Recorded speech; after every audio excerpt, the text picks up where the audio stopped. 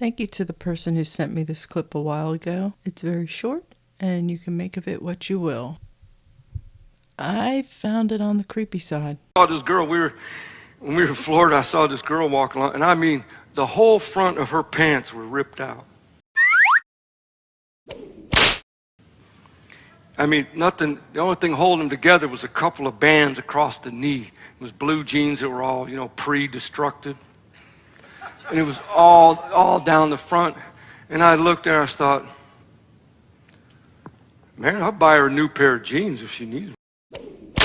It just occurred to me why it creeps me out. It's because he sounded like Bill Clinton when he said that. It made him sound like Bill Clinton talking to one of his buddies. That's what it sounds like. He looked at her and he thought, I'll buy her a new pair of jeans if she needs them. This comes across as strange because he doesn't mention if he's walking with his wife or not. Either way, it doesn't matter. It's odd that he doesn't just leave it at he sees her and goes into a full description of what she looked like, what her legs looked like, what with the jeans. What was missing for me, and I think what gives it a creepiness, is this old guy looking at a young girl, is that he doesn't say anything like, I turned to my wife and said, maybe we should buy her a new pair of jeans, because she looks homeless.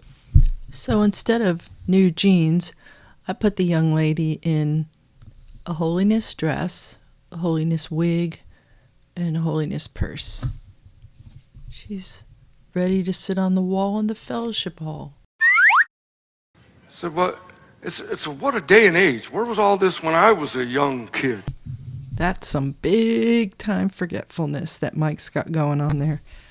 I don't know that our age difference is much more than a few years. Maybe a couple years older than me. I don't know. But in that few years range.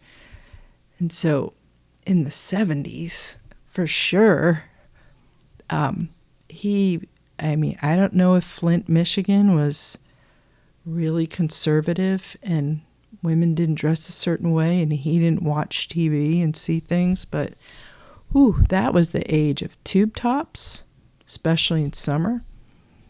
That was the age of halter tops, which left almost nothing to the imagination. It was the time of us wearing what were called hot pants. They were also called short shorts.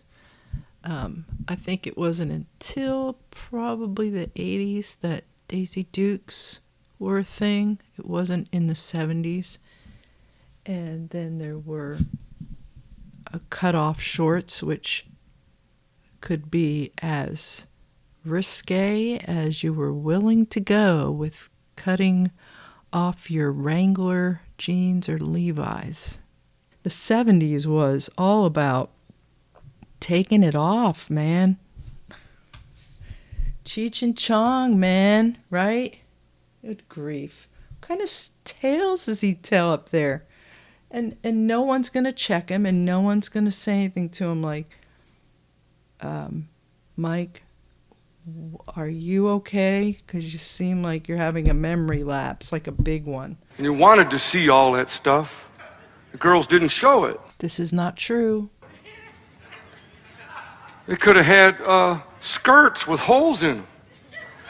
We would have loved that. All us boys trying to see what they're made of. Not trying to change it. See what they're made of. The church world, especially extremist groups like this, already have big problems and all eyes on for issues with inappropriate behaviors. And as a man who claims to be a man of God moves closer to over the boundaries that are the norms or what is universally acceptable, boundaries that you wouldn't expect them to cross.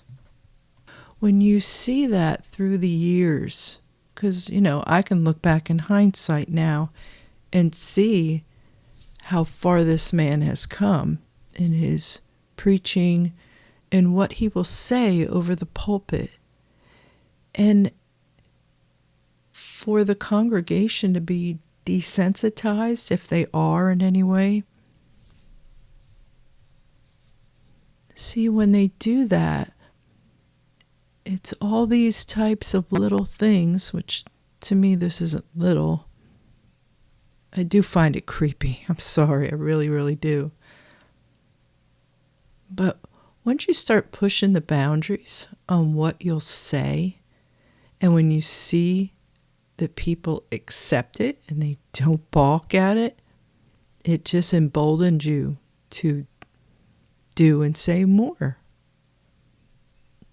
That's how cults work.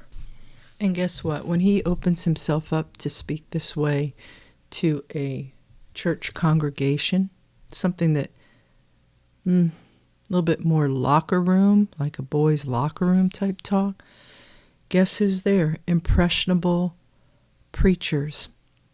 And maybe their wives are sitting there like, oh, no way, man.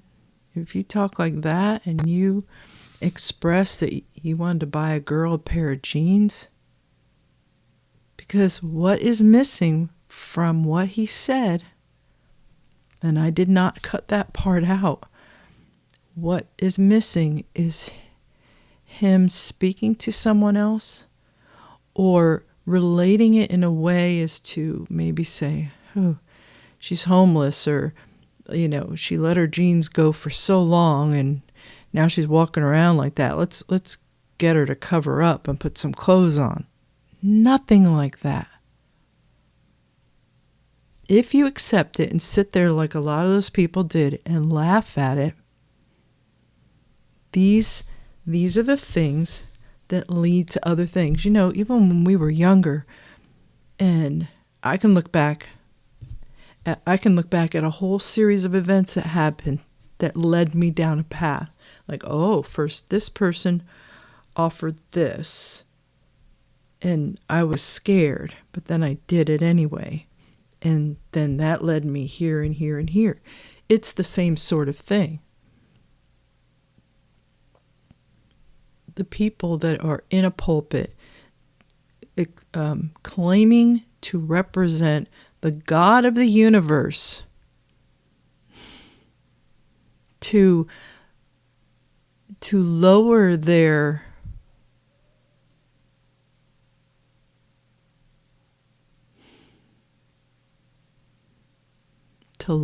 bar on what they will say and be more than happy to get away with. Telling you, you have to do your research on cults. You have to. You have to. See if anything I'm saying isn't how it works. By the way, have an awesome weekend. Please stay tuned for other videos over the weekend. And thank you again for all of your support. I really appreciate it.